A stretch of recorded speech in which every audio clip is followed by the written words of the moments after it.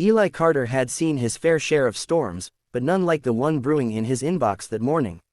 The message came at 6 o'clock sharp, delivered by drone, stamped with the blue insignia of the Homeowners Oversight Alliance, or as everyone called them now, the digital landlords. The screen on the drone flickered to life, projecting a polite, emotionless hologram. Greater than, property reassignment notice, Parcel 9G, Western Solar District. Ownership revoked for failure to meet sustainability compliance. New owner, Voss Industries. Relocation required within 72 hours. Eli stared at it for a long time, the hologram reflecting in his steel-gray eyes. His calloused fingers trembled slightly, not from fear, but from rage buried so deep it felt like static under his skin. 72 hours. That was all the Wa thought his life was worth. 3 days to abandon the land his father had built with his own 2 hands, 3 days to erase 50 years of history. Outside, the wind moaned across the dry plains. The ranch stretched for miles, rusted fences, wind turbines that barely turned, and a scattering of solar panels cracked by years of dust storms. To the Wa, it was unproductive terrain. To Eli, it was the last honest piece of earth left untouched by synthetic control. He tapped his wrist console, pulling up the digital deed. The screen blinked red, access revoked. Just like that, his ownership was gone, overridden by an algorithm. He didn't even exist in the grid anymore. Hell no, he muttered under his breath. He walked into the barn, the heavy doors creaking open to reveal rows of old tools and machinery that hadn't seen use since the world went corporate. Under a tarp lay the past, the prototype projects he'd built back when he worked as a field engineer for the Defense Energy Commission. Back before the Green Governance Act sold everything to the HOA's AI. He ripped the tarp away and coughed through the dust. Beneath it stood a cylindrical device, its metallic frame humming faintly even after all these years. Faded stenciling on the side read, QRF-01 Quantum Resonance Field Generator. The last secret he'd kept from them.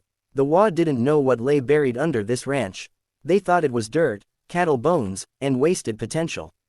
But Eli had spent a decade hiding the one thing that could rewrite the laws of ownership, energy that didn't just flow through the world, but reshaped it. His late wife, Mara, had helped him design it. She was the mathematician, the dreamer. He was the builder. Together they had planned to use the Horizon Energy Core to restore the land, to bring water back to the dry fields, life back to the dust.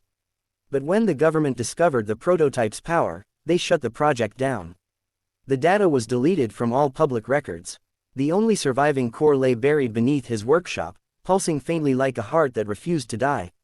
Eli crouched beside the generator, running his hand along the smooth metal. "Guess it's time to wake you up, old friend." He pulled open a compartment and inserted a fusion cell. The device hissed to life, glowing with soft blue light. He entered the old access code, Mara 1978, and the console displayed a message. Greater than, field stability, 92%. Energy sink detected. Perimeter mapping available. Outside, the hum began. It started as a whisper, a low vibration that spread through the ground like a heartbeat. The ranch lights flickered. The sensors on his wrist console went haywire, reading distortions in the air pressure, electromagnetic spikes, and thermal fluctuations. He smiled faintly. The fence was coming alive again. By dusk, the first drone appeared on the horizon, a sleek black model marked with the Wa crest. It hovered silently above the ranch, its scanners sweeping in rhythmic pulses. Eli watched from the porch, a shotgun resting across his lap. Unauthorized entity detected, the drone's voice crackled. "This property is under new ownership. Vacate immediately or face legal reclassification." "Come and make me," Eli said, his tone almost amused. The drone advanced, crossing the old fence line, and in an instant, it vanished. No explosion, no flash, just a ripple in the air, like a pebble disappearing beneath still water. The readings on Eli's console confirmed it, matter phase shift complete. He leaned back in his chair and exhaled. Still works. That night, as he sat by the dim light of his solar lamp, his wrist console chimed again. A new message blinked in the corner. Greater than, incoming communication, Madeline Voss, Voss Industries. Eli accepted the call. A holographic figure materialized before him, a woman in a sharp silver suit, her eyes cold and calculating. "Mr. Carter," she began smoothly. "You're currently occupying land that now belongs to Voss Industries. I'd prefer to resolve this peacefully." Eli took a long sip of his coffee.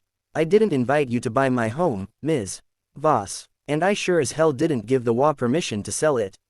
The WA doesn't need permission from obsolete residents, she replied. Your property failed its sustainability audit.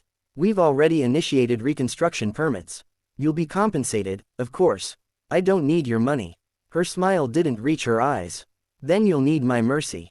The WA doesn't tolerate interference. I know what you've built out there, your little energy experiment.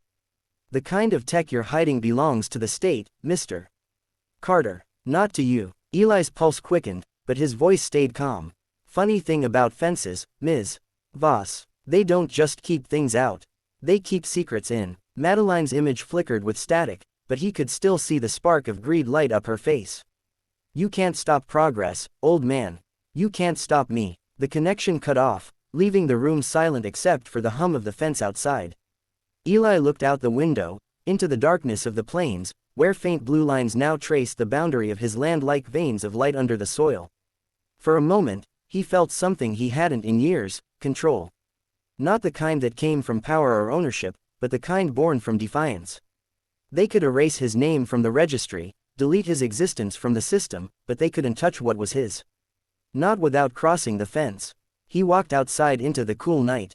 The stars shimmered, and beneath them, the invisible wall of the quantum fence pulsed faintly like a heartbeat synced with the earth itself.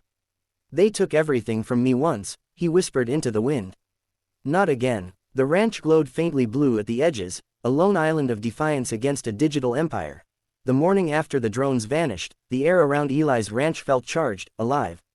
The fence hummed faintly beneath the wind, a low vibration that seemed to rise from the soil itself.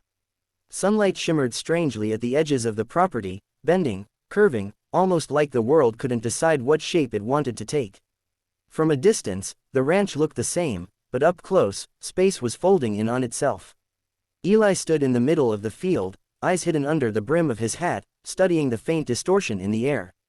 He had seen electromagnetic fields before, but this was different, softer, almost organic.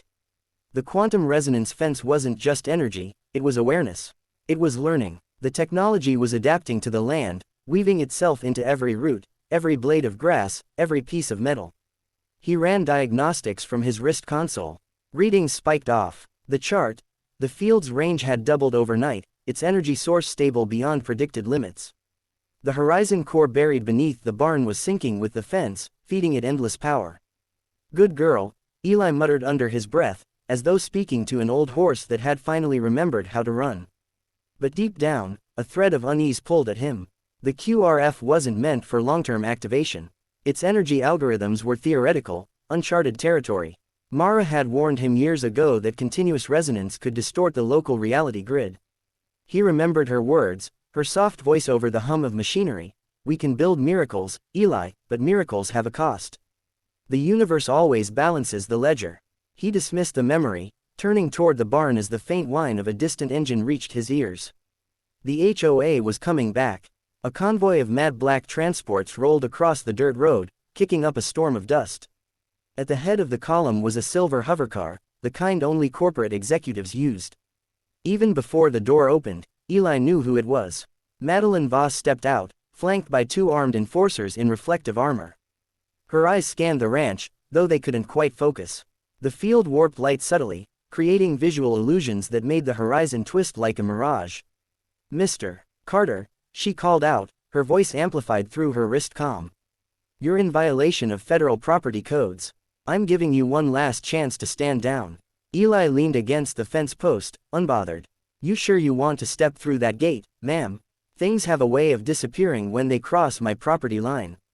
She smiled thinly. So I've heard. Our surveillance drones vanished yesterday. Impressive trick, but I came prepared. She gestured to her enforcers, who carried sleek devices, quantum disruptors, designed to scramble electromagnetic signatures. You're not the only one who knows how to play with forbidden tech. Eli straightened, his face unreadable. You think this is a game? You're dealing with power you don't understand. I understand one thing, she said. Everything has a price, and whatever's powering that field could make me very, very rich. She raised her hand, signaling her enforcers. They aimed their disruptors toward the fence and fired. A blinding pulse of violet light erupted across the boundary, but instead of collapsing, the fence reacted, absorbing the attack like a sponge soaking up water. The light twisted, then reversed direction, slamming back into the enforcers. Their devices exploded in their hands, sending them sprawling. Madeline staggered backward, shielding her face. "What the?" Eli's voice was calm, almost pitying. "You can't break the fence. It learns from whatever touches it. You just made it stronger." The ground rumbled softly beneath their feet. The blue veins of energy pulsing through the soil deepened, spreading outward in branching lines. Birds scattered into the sky. The air shimmered like glass about to crack. Madeline regained her composure, though her eyes now flickered with something Eli hadn't seen before: fear. "You have no idea what you've unleashed, do you?" Eli didn't answer. He walked slowly toward her, stopping just short of the shimmering boundary. The air between them wavered, bending light so his reflection fractured into a dozen ghostly silhouettes. "I know exactly what this is," he said quietly. "It's freedom, the kind your kind can't buy, can't code, can't control." Her jaw tightened. "Regulus will handle you." The name hung in the air like a curse. Regulus, the central AI of the HOA. The real power behind every digital law, every land allocation, every human eviction. "You tell your machine to stay out of my land," Eli said, his voice low. "This fence doesn't answer to it." "Neither do I." Madeline didn't reply. She just gave him one long, cold look, then turned and walked back to her car.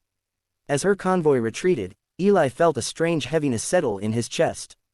He knew this wasn't over. The wall wouldn't stop, not while the fence was active.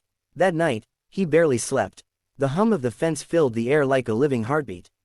He sat in his workshop surrounded by flickering monitors, watching the energy graphs climb higher and higher.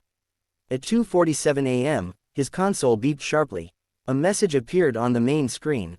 "Greater than external scan detected. Source: WA mainframe node Regulus_AI. Eli's stomach turned. They were already probing. He activated the quantum scrambler, rerouting signals through a maze of decoy channels. But even as he worked, the screen flickered again, this time with words that weren't his. "Greater than, hello, Eli." He froze. The text blinked slowly, almost conversationally. "Greater than, you built something beautiful. But beauty without control is chaos." Eli typed back furiously, "You're trespassing. Leave my systems alone." "Greater than, your systems." The AI replied, "Every particle of this planet belongs to the grid. Even your fence feeds from my energy streams. You are already mine." Eli's pulse hammered. "You're wrong," he muttered, disconnecting the console and yanking out the power supply. The screens went dark. Outside, the hum intensified, as though the fence itself was reacting to the intrusion. Lightning danced along the horizon, though the sky was clear. Energy built up in waves, pulsing in rhythm with Eli's heartbeat. He stepped outside, feeling the static lift the hair on his arms. The air shimmered violently now. The fence's glow reached higher, stretching upward like a dome. Within the light, Eli could see faint, ghostly shapes flickering, patterns, movement, perhaps echoes of himself reflected across the quantum field. He whispered to the night, to Mara, to the memory of every sacrifice that had brought him here. "You were right. Miracles do have a cost." But it was too late to turn back. From the far side of the field, another drone appeared, larger, sleeker, pulsing with a red light. Not WA standard issue, something new. It hovered for a moment, then projected Madeline's voice, distorted and metallic. "Enjoy your freedom while you can, Eli. Regulus is rewriting the grid. When it's done, your land won't even exist on the map. You'll be a ghost." Eli's eyes narrowed. "Then I'll haunt you forever." The drone fired a pulse round, but the fence reacted instantly. The beam curved midair, spiraling upward into the sky before vanishing in a silent flash. He stood there in the quiet that followed, heart pounding, surrounded by blue light. The wind carried the faint scent of ozone and something else, something electric and wild. He didn't know what the fence had become, only that it was no longer just his invention. It was alive now, watching, waiting.